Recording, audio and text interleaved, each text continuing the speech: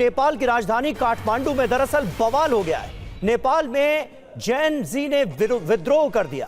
Police ने आंसू gas के गोले छोड़े। भ्रष्टाचार और सोशल मीडिया बैन का जैन जी विरोध कर रहे हैं। प्रदर्शन को देखते हुए कर्फ्यू लागू कर दिया गया है। ये तस्वीरें आप देखिए किस तरह से नेपाल में जिस तरह से तमाम सोशल मीडिया प्लेटफॉर्म्स को बैन किया गया, उसके बाद जो बच्चे हैं, जो जेनजी हैं, वो सड़कों पर उतर आए हैं और इस पाबंदी के खिलाफ जोरदार प्रदर्शन शुरू हो गया है। काठमांडू की सड़कों पर ये प्रदर्शन इस वक्त किस तरह से चल रहा है ये आप देख सकते हैं। यहां तक की जानकारी ये मिल रही है कि संसद के अंदर भी प्रदर्शनकारी घुस गए। नेपाल में फेसबुक, एक्स और इंस्टाग्राम समेत कुल 26 सोशल मीडिया एप्स को बैन कर दिया गया है और ये सड़कों पर विद्रोह आप देख सकते हैं। सरकार के इस फैसले के बाद सोशल मीडिया बैन के खिलाफ ये एक तरह की बगावत है जिसकी तस्वीरें नेपाल से सामने आ रही हैं। ये तस्वीरें आप देखिए, संसद के भीतर घुस गए हैं प्रदर्शनकारी, उसकी तस्वीरें आपको दिखा रहे हैं। नेपाल की संसद के भीतर हालात बिगड़ते हुए नजर आ रहे हैं। संसद में घुसने की कोशिश जिस तरह से प्रदर्शनकारियों ने की है, ये तस्वीरें आप देखिए। जो नौजवान हैं काठमांडू के, नेपाल के, वो भड़के हुए हैं सरकार के इस फैसले के खिलाफ। अब एक तरह का मोर्चा खुल गया है।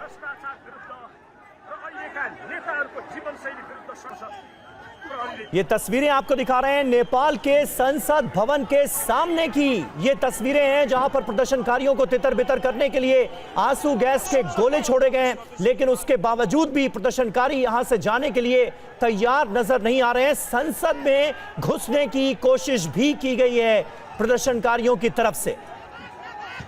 जिस वक्त ये फैसला लागू हुआ उस वक्त से इस बात के आसार जताए जा रहे थे कि जो नेपाल के नौजवान हैं वो इस फैसले से भड़क सकते हैं। हुआ भी ऐसा ही है। फेसबुक, एक्स, इंस्टाग्राम समेत 26 पॉपुलर एप्स बैन करने का फैसला नेपाल की सरकार ने लिया है और उसके बाद सड़कों पर देखिए किस तरह का जन समूह इस वक्त नजर आ रहा है। सरकार के इस फैसले के खिलाफ लोग लामबंद होते हुए नजर आ रहे हैं और कहीं ना कहीं कानून को अपने हाथ में लेने की कोशिश भी की गई है। इस विरोध प्रदर्शन के दौरान जानकारी ये मिल रही है कि प्रदर्शनकारियों ने संसद भवन के भीतर घुसने की कोशिश की है। संसद भवन के सामने की तस्वीरें आपको दिखा रहे हैं जहां पर कटीले तारों वाली बैरिकेडिंग लगाकर रोकने की कोशिश की गई है प्रदर्शनकारियों को। एंजना कार्की हमारी संवाददाता काठमांडू से हमारे साथ इस वक्त जुड़ चुकी हैं। एंजना, जानना आपसे ये चाहेंगे इस वक्त हालात कैसे हैं नेपाल के अंदर? सोशल मीडिया बैन के खिलाफ युवाओं का गुस्सा चरम पर नजर आ रहा है, क्या हो रहा है अभी? नेपाल अभी का हालत क्या है कि सामाजिक संजाल बंद और नेपाल के यूट्यूब, फेसबुक सारे बंद के बाद नेपाल में जैन जी का आंदोलन आज से हो रहा है। आंदोलन का मकसद ये था कि अभी नेपाल का भ्रष्टाचारी सरकार के खिलाफ में था और अभी का जो नेपाल में जो रूलिंग पार्टी है उसके विरोध में था। लेकिन अभी आंदोलन का स्थिति क्या है कि अभी नेपाल के संसद भवन में जो जैन जी का और प्रदर्शनकारी वो संसद भवन के अंदर घुस गया है और उसके बाद प्रहरी ने भी गोली चलाया। 2-3 आदमी अभी घायल है। स्थिति बहुत चिंताजनक भी है। और नेपाल में यूट्यूब सामाजिक संजाल बंद सितंबर 6 में जो सरकार ने घोषणा किया उसके बाद में धीरे धीरे आंदोलन इतना नेपाल के सरकार ने भी इतना वो नहीं दिया था, इतने वैल्यू नहीं दिया था। नेपाल के जो चाय वाले दुकान में भी इतना वो ये आंदोलन का इतना वैल्यू नहीं दिया था। लेकिन आज आंदोलन का स्थिति बहुत तनावग्रस्त है।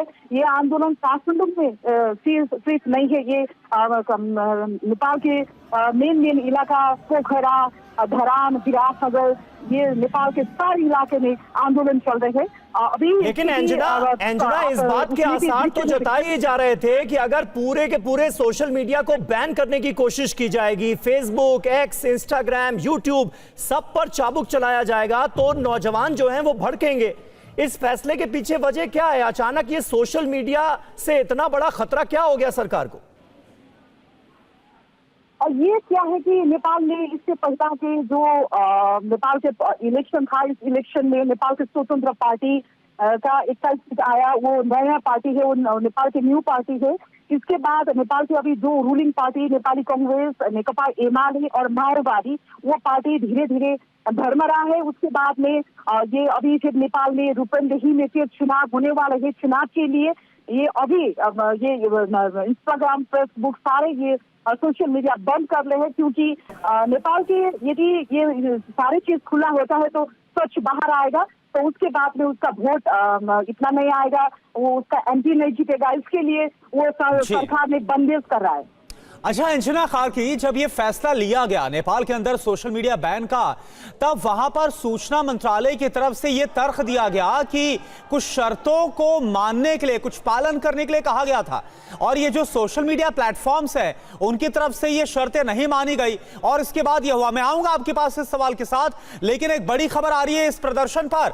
नेपाल के पीएम ओली का बयान भी आ गया। देखिए वो क्या बोल रहे हैं। मैं सोशल नेटवर्किंग का विरोध नहीं करता हूं, जो हो रहा है वो कानून के खिलाफ है।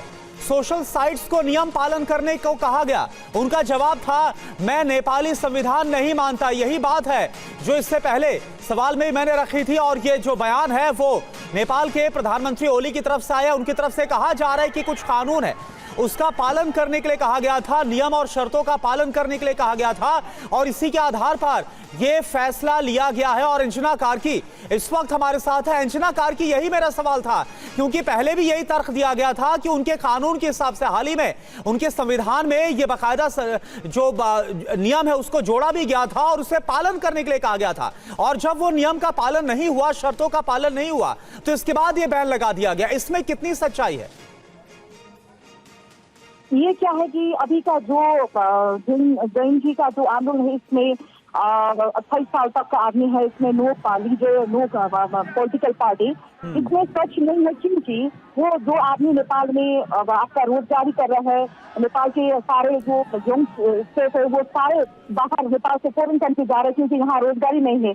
और दूसरी चीज क्या है कि जो रोजगारी कर रहे हैं सामाजिक संजाल से, यूट्यूब पे, फेसबुक पे, इंस्टाग्राम पे जो बिजनेस व्यापार कर रहे हैं, उसके लिए भी ये तो बड़ा मुश्किल बात है, जो खाने पीने के लिए, बांटने के लिए, जिसके लिए ये आंदोलन में सच नहीं है, क्योंकि कल तक वार्निंग भी किया था जैन जी ने कि खोलने के लिए सरकार को, वो भी खोलने के लिए जैन जी ने वो भी दिया था खोलने के लिए, तो लेकिन ठीक नहीं खुला। इसके बाद में आज का आंदोलन फर्स्ट में वार्निंग करके, उसने घोषणा करके आज का आंदोलन हुआ था, तो इसके लिए वो सच नहीं है। अंजना, बने रहिए आप हमारे साथ। जिस तरह का प्रदर्शन हो रहा है, बड़ी तादाद में, सैकड़ों की तादाद में जो जेनजी है वो उतर आया है। जो बैन लगाया गया है उसके खिलाफ, उसके विरोध में जबरदस्त प्रदर्शन हो रहे हैं, और नेपाल के प्रधानमंत्री का क्या कुछ कहना है आपको सुनवाते हैं। तो देखिए, पीएम ओली का ये साफ तौर पर कहना है कि सोशल साइट्स ने रजिस्ट्रेशन नहीं करवाया, इसलिए उन्हें बैन किया गया है, ये दलील दी जा रही है। और अंजना कार्की हमारी संवाददाता इस वक्त हमारे साथ बनी हुई है। अंजना, ये बताइए कि अब ये जो ताजा तस्वीरें हम देख रहे हैं, इसमें तो हजारों लोग सड़कों पर उतरे हुए नजर आ रहे हैं। ये नेपाल के आम युवा हैं, नौजवान हैं, लड़के लड़कियां हैं, या फिर कहीं ना कहीं पॉलिटिकल पार्टीज के लोग भी इस विरोध प्रदर्शन में शामिल हैं, ये आपसे जानना चाहेंगे। और ये ताजा तस्वीरें इस वक्त टीवी9 भारतवर्ष नेपाल की राजधानी काठमांडू से अपने दर्शकों को दिखा रहा है। ये बिल्कुल ताजा तस्वीरें हैं, भीड़ बढ़ती जा रही है सड़कों पर। ऐसा लग रहा है प्रदर्शनकारियों का कब्जा हो गया है। जो युवा हैं, जो नौजवान हैं, वो सरकार के इस फैसले के खिलाफ लामबंद हो गए हैं पूरी तरह से, और सरकार के खिलाफ हल्ला बोल की तैयारी नजर आ रही है। रिस्टोर आवर इंटरनेट, ये हैशटैग कैंपेन चलाया जा रहा है इस वक्त, और बड़े पैमाने पर विरोध होता हुआ हम देख रहे हैं। अंजना कार्की, मैं आपसे जानना चाहूंगा, क्या पॉलिटिकल पार्टीज का भी सपोर्ट मिल रहा है? पॉलिटिकल पार्टीज के कार्यकर्ता, नेता भी सड़कों पर आ गए हैं, या सिर्फ ये नेपाल का आम युवा है? पॉलिटिकल पार्टी फर्स्ट ईयर का लाइक वो अभी केपी शर्मा ओली एमाले का है, सरकार के जो रूलिंग वाला, वो जो मंत्री परिषद का मंत्री में शामिल वाला आदमी है वो नहीं है, लेकिन पार्टी का आप देख सकते हैं नेपाली कांग्रेस, वो बड़ा पार्टी है नेपाल में। नेपाली कांग्रेस का आदमी सेकंड मैन से बात जुड़ा से सेकंड मैन शेखर कोइराला ने भी इस आंदोलन को स्वागत किया, प्रचंड ने भी स्वागत किया, राष्ट्रीय स्वतंत्र पार्टी का अध्यक्ष रवि लामिछाने ने भी स्वागत किया। सारे नेपाल के जो राजनीतिक दल है, राप्रपा ने भी, धवल खम्से ने भी स्वागत किया, सारे आदमी ने स्वागत किया। लेकिन इसमें प्रॉब्लम क्या है कि जो सरकार ने दमन किया, सोशल मीडिया के नाम के जो दमन किया, वो दमन के बाद में आज का वो विस्फोटन शुरू हुआ है। और ये आंदोलन कब तक होगा इसका कोई लेखा जोखा नहीं है। सो आंदोलन में पॉलिटिकल पार्टी का भी साथ है। अंजना, ये भी समझने वाली बात है कि सोशल मीडिया बंदी तक इन युवाओं का आक्रोश सीमित नहीं है। इससे पहले भी चाहे राजनीतिक वंशवाद की बात हो, फिर नेपोटिज्म की बात हो, भ्रष्टाचार की बात हो, सामाजिक अस्थिरता की बात हो, ये वो तमाम मुद्दे हैं जिनको लेकर सड़कों पर प्रदर्शन होते रहे हैं और शायद इस वजह से आक्रोश इतना ज्यादा देखने को मिल रहा है चरम पर। जी, इस बात से ज्यादा आंदोलन का आक्रोश है क्योंकि यहाँ रोजगारी नहीं है। पॉलिटिकल पार्टी ने भ्रष्टाचार करके वो पैसा बाहर, नेपाल से बाहर लगाया है। और दूसरी चीज क्या है कि जो अंडर 28 और जो टीनेजर एज का है वो नेपाल में नहीं जाना चाहिए क्योंकि यहाँ रोजगारी नहीं है, भविष्य नहीं है, वो नहीं दिख रहा है। इसके वजह से आज का आंदोलन का शुरुआत चल रहा है। अंजना, ये बताइए, जो सड़क हम देख रहे हैं इस वक्त, जो पूरी भरी हुई है युवाओं से, विद्रोह पर उतर आए हैं युवा, ये सड़क कहां तक जाती है और अभी इन्हें रोकने के लिए क्या कुछ इंतजाम किए जा रहे हैं एडमिनिस्ट्रेशन की तरफ से? आज का आंदोलन का मकसद ये था, संसद भवन फर्स्ट में टारगेट था। दूसरे बांग्लादेश के मॉडल में जो आंदोलन किया था उसी मॉडल में ये जेएनजी का आंदोलन का मॉडल भी सेम था, क्योंकि वो थोड़ा बहुत मिल रहा है। क्योंकि ये आज का जेएनजी का आंदोलन करने वाला जो सड़क में आंदोलन हो रहा है प्रदर्शनकारी का मेन मकसद, मेन डेस्टिनेशन बालोटार है, जहां हमारे देश के प्रधानमंत्री केपी शर्मा ओली का वो निजी निवास है। वहां तक ये आंदोलन जाने वाला है। लेकिन पुलिस ने अभी कर्फ्यू चला है और गोली भी चला रहा है। लेकिन आंदोलन का जो प्रदर्शनकारी है वो नहीं थक रहा है। वो आंदोलन मेरे ख्याल में 6 बजे, नेपाल के लोकल टाइम 6 बजे वो बालोटार छेड़ सकते हैं। बिल्कुल अंजना, लेकिन जो अभी बयान आया है मैं इसका जिक्र करना चाहूंगा। जो केपी शर्मा ओली नेपाल के प्रधानमंत्री ने बोला कि देखिए हमने सोशल साइट्स को इसलिए बैन किया क्योंकि जो नियम शर्त है उसका पालन नहीं किया जा रहा था। तो क्या ऐसा लग रहा है कि इतना भारी दबाव है युवाओं का, उसके बावजूद जो नेपाल की सरकार है वो टस से मस नहीं हो रही और ऐसे में हालात और खराब हो सकते हैं? वो ये क्या है कि सोशल मीडिया का बैंड वो जो बोल रहा है कि उसमें सरकारी पक्ष का इजाजत नहीं दिया, वो नहीं दिया, ये सारे वो है बहाना है, बानाबाजी है। वो जो जेएनजी का युवा है वो समझ बूझ कर ये आंदोलन किया था। दूसरा चीज क्या है, नेपाल में टैक्स भी किया, टैक्स भी पे कर रहा था ना। और दूसरी चीज यूट्यूब से भी नेपाल में वो बाहर के मनी नेपाल में आता है, इसके लिए रोजगारी सृजना हो रहा है। लेकिन आज अचानक ये बंद के बाद नेपाल के सारे लोग रोड में आने का लिए मजबूरी हो रहा है। अंजना, ये भी बताइएगा, द फाइनल रिवॉल्यूशन जैसे हैशटैग अब वायरल हो रहे हैं, क्या जो युवा यहाँ पर आक्रोशित होकर प्रदर्शन कर रहे हैं उन्होंने ठान लिया है कि इसी तरीके से ये विरोध जारी रहेगा? क्या लंबी तैयारी लेकर आ रहे हैं? क्योंकि दूसरी ओर प्रशासन ने भी अपनी तैयारी कर ली है रोकने की। लौटेंगे आपके पास, लेकिन इस बीच बड़ी खबर है, नेपाल के कई शहरों में प्रदर्शन जारी है। लगातार विरोध जताया जा रहा है, सोशल मीडिया बैन के खिलाफ विद्रोह किया जा रहा है और इसी के खिलाफ ये प्रोटेस्ट जारी है। ये तस्वीरें आप देख सकते हैं, बड़ी संख्या में जेनजीज विरोध कर रहे हैं, सड़कों पर उतरकर नाराजगी जता रहे हैं। इससे पहले भी सोशल मीडिया बंदी को लेकर आवाज उठाई गई थी। उनका कहना है कि उनकी अभिव्यक्ति की आज़ादी छीनी जा रही है, उनकी आज़ादी उनसे छीनी जा रही है। सोशल मीडिया बैन करने से ना सिर्फ एक दूसरे से संचार का जो माध्यम है वो छिन जाएगा, बल्कि एजुकेशन से लेकर तमाम वो मुद्दे हैं जो भी उनसे छिन जाएंगे। और इस वजह से ये प्रोटेस्ट किया जा रहा है और विरोध प्रदर्शन लगातार जारी है। ये तस्वीरें आप देख रहे हैं, अंजना कार्की हमारी संवाददाता काठमांडू से लगातार हमारे साथ मौजूद हैं। अंजना, अब तो ये खबरें आ रही हैं कि ये विरोध प्रदर्शन काठमांडू तक ही सीमित नहीं है, नेपाल के अलग अलग शहरों में ये विरोध प्रदर्शन फैलता जा रहा है। क्या मामले की गंभीरता का अंदाजा नेपाल की सरकार को है? सीरियसनेस को समझा जा रहा है क्या?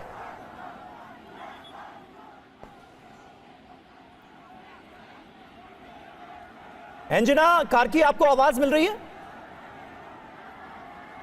एंजना तक लग रहा है आवाज नहीं पहुंच पा रही है, लेकिन तस्वीरें आप देखिए, भीड़ लगातार बढ़ती नजर आ रही है और अब नेपाल की राजधानी काठमांडू में ही नहीं बल्कि नेपाल के अलग अलग शहरों में प्रदर्शन शुरू हो गए हैं। दरअसल नेपाल में सबसे बड़ी समस्या है भ्रष्टाचार की, दूसरी बड़ी समस्या है बेरोजगारी, और सरकार के खिलाफ लोगों का ये जो गुस्सा इस वक्त सड़कों पर नजर आ रहा है, इसके पीछे ये दोनों रीजन बहुत महत्वपूर्ण हैं।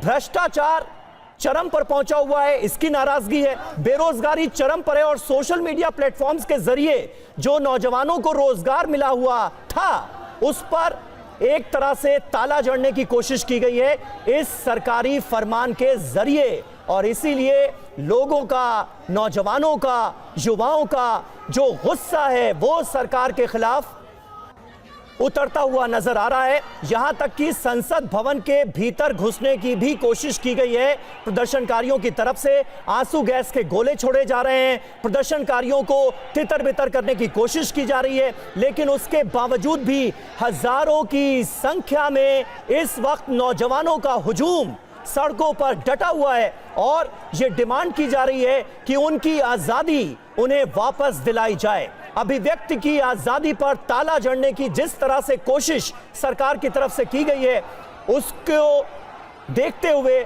जो नेपाल का युवा है वो लामबंद होता हुआ नजर आ रहा है। अहम खबर आपको बता रहे हैं, नेपाल के कई शहरों में अब प्रदर्शन शुरू हो गए हैं। सोशल मीडिया बैन के खिलाफ ये जेन ज़ीज़ का विरोध सामने आ रहा है और पीएम केपी शर्मा ओली ने रिएक्ट किया है विरोध प्रदर्शन के बाद। वो ये बताने की कोशिश कर रहे हैं कि नेपाल की सरकार सोशल नेटवर्किंग की विरोधी नहीं है, लेकिन कुछ नियम कायदों का पालन नहीं किया जा रहा था, इस वजह से ये फैसला लिया गया है। एंजना कार्की हमारी संवाददाता काठमांडू से हमारे साथ मौजूद हैं। एंजना, हालात बिगड़ते हुए नजर आ रहे हैं, भीड़ बढ़ती हुई नजर आ रही है, कहीं ना कहीं प्रदर्शन आक्रामक होता हुआ नजर आ रहा है। क्या सरकार को इस प्रदर्शन के, इस विरोध की गंभीरता का एहसास है, सीरियसनेस को समझा जा रहा है क्या? आज की स्थिति क्या होगा ये वो कोई अंदाज नहीं लगा रहा है, क्योंकि ये आंदोलन अचानक 2-3 दिन के बाद में हो रहा है।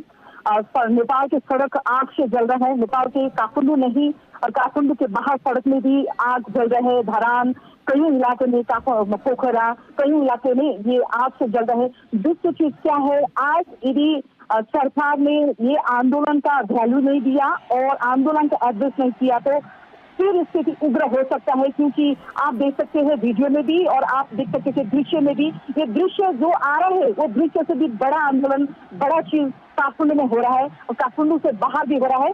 तो नेपाल के पुलिस, गृह मंत्रालय, गृह प्रशासन में कर्फ्यू आदेश भी कर सकते कुछ देर में। और दूसरी चीज, प्रधानमंत्री के इलाके में कड़ा सुरक्षा घेरा है और जो इजाजत का सवाल था, जो सरकार ने इजाजत का पूछ रहा थे कि अभी का जो सोशल मीडिया में इजाजत नहीं लिया, वो नहीं लिया, ये नहीं लिया, ये सारे चीज का मकसद नहीं था। इसके पीछे अचानक क्यों किया ये आंदोलन का? जेन जी का भी प्रश्न यही है कि अभी ये टाइम में जो नेपाल में बड़ा फेस्टिवल दशहरा आ रहा है, इसी टाइम में क्यों ये टूटा है? और दूसरा चीज क्या है, नेपाल के एक घर एक आदमी बाहर है, नेपाल से बाहर, वो सोशल मीडिया से कनेक्ट होता है फैमिली में। तस्वीरें आपको दिखा रहे हैं और जहां तक आपकी नजर जाएगी वहां तक सिर्फ आपको लोग नजर आएंगे। इस पूरी सड़क पर खचाखच युवा भरे हुए हैं और सिर्फ विरोध किया जा रहा है इस बात का कि फेसबुक, एक्स या इंस्टाग्राम समेत 26 एप्लीकेशंस जो बैन किए गए, उसको लेकर जेन-ज़ी का ये विद्रोह है, ये विद्रोह सामने आया है और एक तरह से इन तस्वीरों के जरिए क्रांति कर दी गई है। इस विद्रोह की आग में आप देख रहे हैं कितने सारे युवा एक साथ उतर आए सड़कों पर।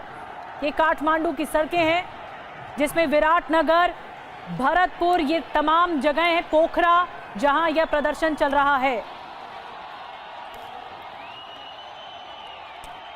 तो हालात को देखते हुए कर्फ्यू लगा दिया गया है और देखिए कैसे छत पर जाकर चढ़ गए हैं सभी युवा, उन्हें हटाने के लिए, उन्हें तितर बितर करने के लिए, खदेड़ने के लिए पुलिस ने एक्शन लिया है वहां पर। ये देखिए आंसू गैस के गोले छोड़े गए हैं पुलिस की तरफ से एक्शन लिया जा रहा है, उन्हें हटाने के लिए। बड़ी तादाद में ये विद्रोह की तस्वीरें काठमांडू से सामने आ रही। ये तस्वीर देखिए, पूरी सड़क भरी हुई है। जितने किलोमीटर तक ये सड़क दिखाई दे रही है, पूरी की पूरी सड़क भरी हुई है। संसद में घुसने की कोशिश की है प्रदर्शनकारियों ने, ये जानकारी इस वक्त मिल रही है।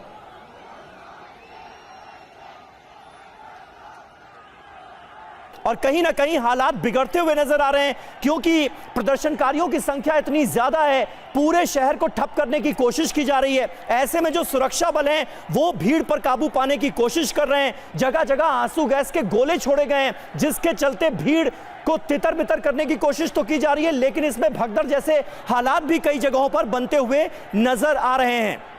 तो कुल मिलाकर ये तस्वीरें साफ तौर पर बता रही हैं कि स्थितियां काफी खराब होती नजर आ रही हैं, और सिर्फ काठमांडू में ही नहीं बल्कि नेपाल के अलग अलग शहरों में प्रदर्शन शुरू हो गए हैं। ये तस्वीरें आप देखिए जरा, किस तरह से विराटनगर, भरतपुर, पोखरा में भी नौजवान सड़कों पर उतर आए हैं। काठमांडू की तस्वीरें तो हम आपको लगातार दिखा ही रहे हैं। मनीष झा हमारे सहयोगी इस वक्त हमारे साथ मौजूद हैं। मनीष, ये चौंकाने वाला फैसला नेपाल की सरकार की तरफ से लिया गया, और जिस बात की आशंका थी वही होता हुआ इस वक्त नेपाल की सड़कों पर हम देख रहे हैं। नौजवान इकट्ठे होकर लामबंद हो गए हैं, सड़कों पर उतर आए हैं सरकार के खिलाफ। बिल्कुल, देखिए, सबसे बड़ी बात है कि अभी तो नेपाल के प्रधानमंत्री चीन से लौट कर आए थे और उन्हें लग रहा था कि चीन किंग से उन्हें आशीर्वाद मिल गया है, और बल्कि चीन में रहकर उन्होंने भारत विरोधी तेवर भी अपनाए थे। लेकिन लौट कर आने के बाद उन्हें पता चल रहा है कि नेपाल की जमीन पर कुछ और चल रहा है। दरअसल सत्ता पर बने रहने के लिए प्रधानमंत्री केपी शर्मा ओली जिस तरीके से चीनी गठबंधन बना रहे थे, लेकिन नेपाल की जनता को अपने मुद्दों का हल चाहिए। नए लोग, नेपाल के जो नए युवा वर्ग है, उनको चाहिए कि उनके मसले कैसे हल हो सके, और वो मसले इस तरीके से नहीं हल हो सकते कि सिर्फ सत्ता पर बने रहने के लिए भारत विरोधी भावनाओं को उकसाया जाए और फिर उसके बाद जो है सो मतलब चीन के साथ थोड़ी नजदीकियां दिखाई जाए। हकीकत यह है कि केपी शर्मा ओली के खिलाफ और उनकी सरकार के खिलाफ जिस तरीके का विरोध प्रदर्शन हो रहा है, उससे तो यही लग रहा है कि इस बार उनके लिए राह आसान नहीं होगी। बहुत से लोग न केवल नेपाल में काठमांडू में बल्कि अलग अलग शहरों में ये विरोध प्रदर्शन कर रहे हैं। इससे पहले इन लोगों का गुस्सा उस रूप में सामने आया था जब नेपाल में राजतंत्र बहाली के नाम पर कुछ छोटे मोटे विरोध प्रदर्शन हुए थे, तो उस समय केपी शर्मा ओली की सरकार ने भारत को पर आरोप मढ़ने की कोशिश की थी। लेकिन ये नेपाल की जनता की आवाज है, ये नेपाल के युवा वर्ग की आवाज है।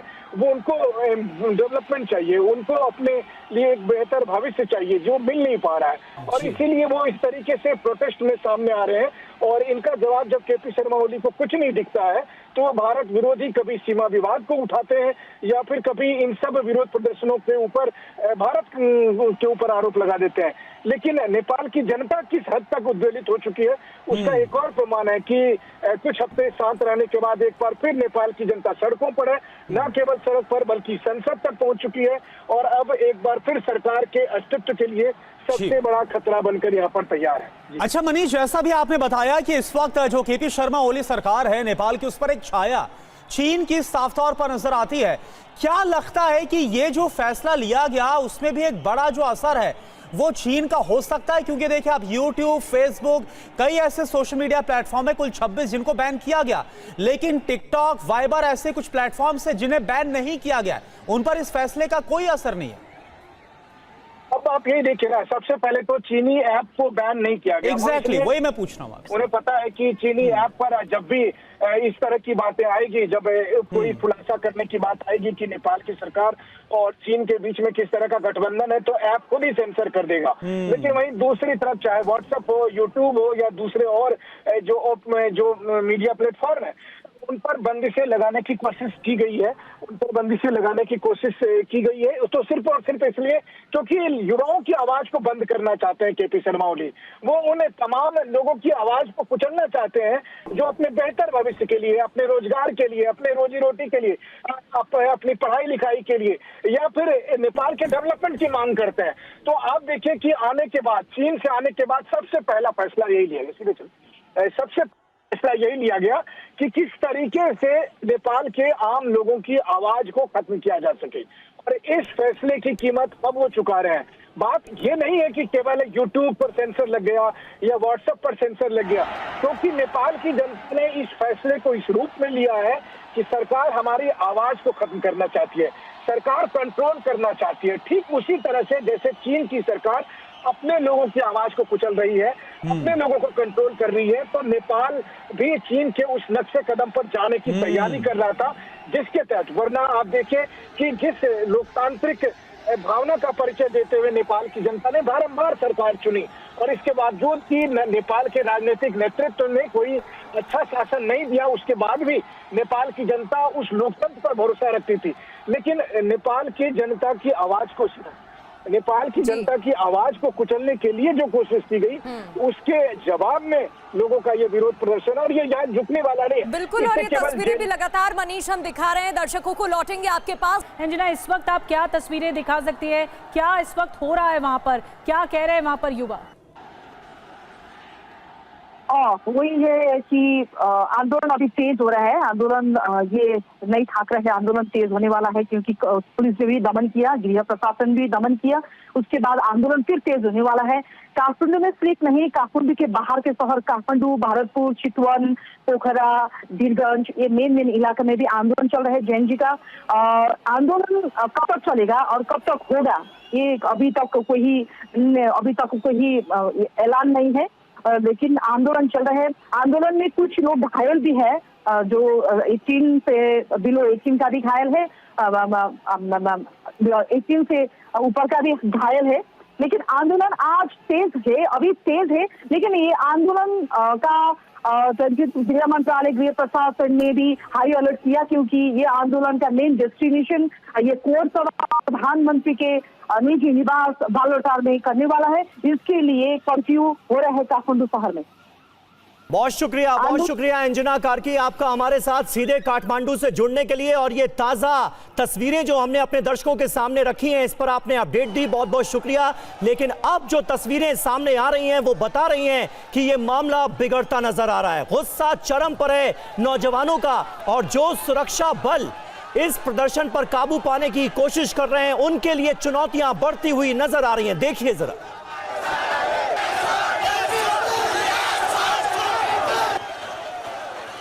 और ये तस्वीरें लगातार आपको दिखा रहे हैं, जहां बड़ी संख्या में यूथ सड़कों पर उतरकर नाराजगी जता रहा है, हाथों में बैनर पोस्टर लिए विरोध किया जा रहा है, नारेबाजी लगाई जा रही है, और लगातार अपनी मांगों पर डटे हुए हैं। ना सिर्फ सोशल मीडिया बंदी को लेकर आवाज उठा रहे हैं, उनका कहना है इससे उनकी डिजिटल स्वतंत्रता पर हमला किया जा रहा है। ये दो तस्वीरें टीवी स्क्रीन पर है। पहली तस्वीर जहां बड़ी संख्या में हाथों में बैनर पोस्टर लिए यूथ सड़क पर है, प्रोटेस्ट कर रहा है, विरोध जता रहा है और अपनी मांगों को लेकर लगातार आवाज बुलंद कर रहा है। तो दूसरी तस्वीर में आप ये समझ सकते हैं कि कितनी बड़ी संख्या में ये लोग एक साथ एकत्रित हुए हैं।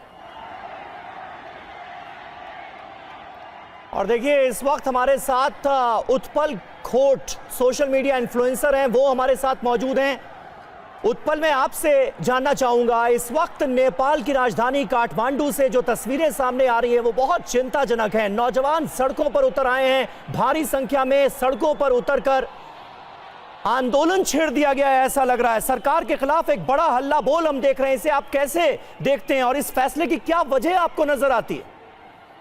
नहीं, मैं उसको दोनों तरीके से देखूंगा, बिकॉज अगर जेन जी की बात की जाए तो ना सिर्फ जेन जी बल्कि जेन एक्स, जेन वाई और जेन जी तीनों को तकलीफ हो रही है। आज की तारीख में आपको पता होगा, व्हाट्सएप जैसी चीज हर कोई यूज करता है जी। बिना व्हाट्सएप के इतने दिन सरवाइव करना जेन्युइनली बहुत डिफिकल्ट हो जाएगा, बिकॉज हम हर चीज प्रैक्टिकली व्हाट्सएप पे सेंड करते हैं, रिसीव करते हैं, तो उसके बिना तो definitely life will come to a stand still.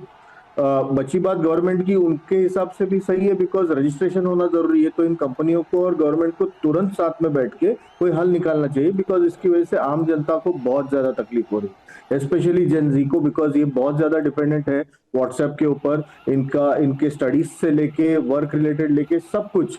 तो जेन जी सबसे ज्यादा इफेक्टेड है इन प्लेटफॉर्म्स को बंद करने की वजह से। उत्पल जी, क्या एक बड़ी वजह यह भी है, क्योंकि अब इस तरह के जो सोशल मीडिया प्लेटफॉर्म है, बात सिर्फ व्हाट्सएप तक ही सीमित नहीं है, एक्स पर पाबंदी लगा दी गई है, फेसबुक, इंस्टाग्राम, यूट्यूब पर पाबंदी लगा दी गई है, और इनमें से तमाम ऐसे प्लेटफॉर्म हैं जो कि मोनेटाइजेशन के थ्रू अच्छी खासी रकम देते हैं अपने यूजर्स को, और उन तमाम लोगों को, उन तमाम क्रिएटर्स को जो ऐसे प्लेटफॉर्म्स को यूज कर रहे हैं। तो क्या कहीं ना कहीं बेरोजगार होने का खतरा भी युवाओं के सामने है, जिसकी वजह से ये आंदोलन जोर पकड़ता हुआ नजर आ रहा है और गुस्सा बहुत ज्यादा है सरकार के इस फैसले के खिलाफ?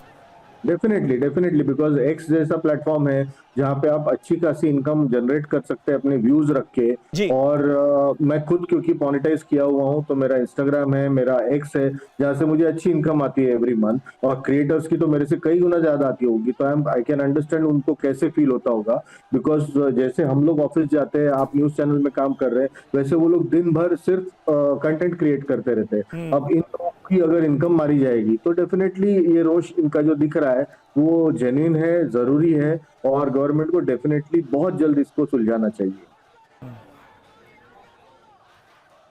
उत्पल जी, एक अहम सवाल यहाँ पर ये कि जो सोशल मीडिया बैन लगाया गया है, सरकार किस दबाव के तहत इस वक्त देख रही है? क्योंकि इतनी बड़ी तादाद डिजिटल नेटिव्स की है, यानी जेनजी की है, अगर उनका ये कमाई का जरिया भी है, उनकी रोजगार उनका इससे हो रहा है, तो फिर सरकार की तरफ से क्या प्लान है? कोई वैकल्पिक व्यवस्था भी रखी गई है कि नहीं?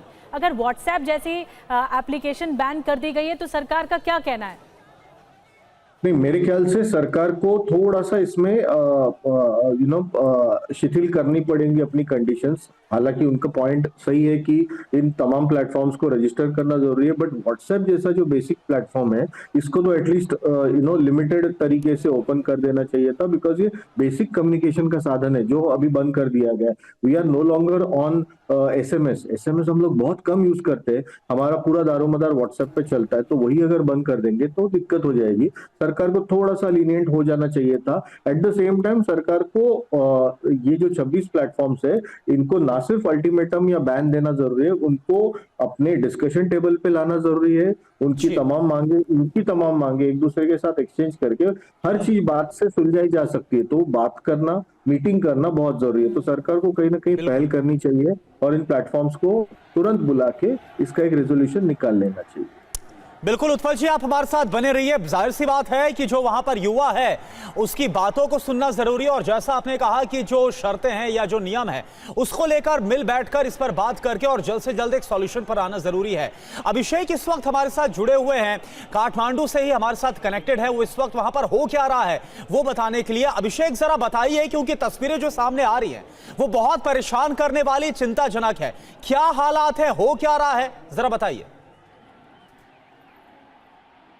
जी, बता दें कि जो नेपाल कम्युनिस्ट पार्टी की जो सरकार है उसने जब सुप्रीम कोर्ट का हवाला देकर सभी सोशल मीडिया को बैन किया है, तो आज 3 दिनों से नेपाल के अलग अलग इलाकों में विरोध प्रदर्शन हो रहा है। आज माइती घरमंडला में प्रदर्शन हुआ है। नेपाल के जो अधिकारी है उनके परमिशन के आधार पर एक प्रदर्शन किया गया है, जिसमें पत्रकार भी शामिल हुए हैं जो विरोधी दल थे। अभिषेक, मैं आऊंगी आपके पास। कई शहरों में एक साथ प्रदर्शन हो रहा है, लेकिन चिंताजनक तस्वीरें काठमांडू से हैं, क्योंकि संसद मार्ग तक ये जो विद्रोही हैं, युवा हैं, वो पहुंच चुके हैं और हजारों की तादाद में ये युवा देखने को मिल रहे हैं। डॉक्टर दीपक रहेजा साहब हमारे साथ हैं, मनोवैज्ञानिक के तौर पर ज्वाइन कर रहे हैं।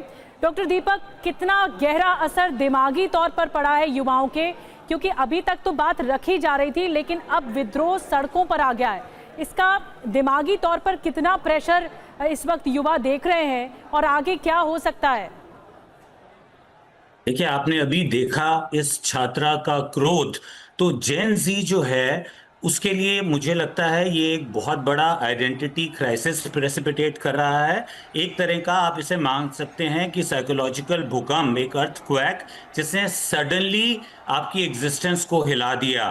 तो मुझे लगता है किसी चीज़ का बैन यूजुअली आंसर नहीं होता। It can precipitate more anxiety, more inquisitiveness, जो लोग उतनी सक्रियता से, इंटेंसिटी से किसी प्लेटफॉर्म पे, इंस्टाग्राम पे या टिकटॉक पे नहीं है, उनका भी रुझान उसकी तरफ बढ़ता है। तो कहीं मुझे लगता है कि एक, जैसा भी पहले भी बात हो रही थी, कहीं उसको रेगुलेट करने की जरूरत है। It is very important. भाई कोई भी नशा अगर हम छुड़ाते हैं ना, तो हम बोलते हैं कि उसे एकदम ब्लॉक कर दीजिए, एकदम बंद कीजिए, उसको वीन ऑफ करना मुमकिन नहीं है। अगर हम इसको ये माने कि एक तरह की डिपेंडेंस है, तो ये डिपेंडेंस को वीन ऑफ ही करना पड़ेगा, क्योंकि बहुत लोगों की आइडेंटिटी इससे जुड़ी है। जैसा भी बात की, कई इन्फ्लुएंसर्स हैं जो रेवेन्यू देते हैं इन प्लेटफॉर्म्स को, उससे कई तरह का रेवेन्यू कमाते हैं, बेरोजगार बढ़ सकता है। और बच्चे देखिए फिर उसका तरीका खोजते हैं, आईपी एड्रेस बदल के उन पे जाते हैं। आई रियली फील कि एक डायलॉग बहुत ज़रूरी है। अगर सरकार को लगता है कि कहीं ये प्लेटफॉर्म्स मिसयूज होते हैं, नेशनल सिक्योरिटी, इंटीग्रिटी कहीं खतरे में आती है, तो इनको ज़रूर आंसरेबल बनाइए, लेकिन एक माध्यम से, एक डायलॉग के ज़रिए। इतना मेजर साइकोलॉजिकल अपहीवल मुझे लगता है युवा के लिए बहुत अच्छा नहीं है। इट कैन रियली बिल्कुल। और वो साइकोलॉजिकल सेटबैक जो है वो साफ तौर पर नजर आ रहा है, जिसे महसूस करता हुआ नेपाल का युवा नजर आ रहा है। इस वक्त सड़कों पर ये जो आंदोलन है डॉक्टर दीपक रहेजा, ये इस बात की गवाही देता हुआ नजर आ रहा है कि इन छात्रों को, इन बच्चों को शायद ऐसा लग रहा है कि उनसे उनकी दुनिया छीनी जा रही। और ये जो विरोध है, ये जो प्रदर्शन है, ये साफ तौर पर इसकी गवाही देता हुआ नजर आ रहा है।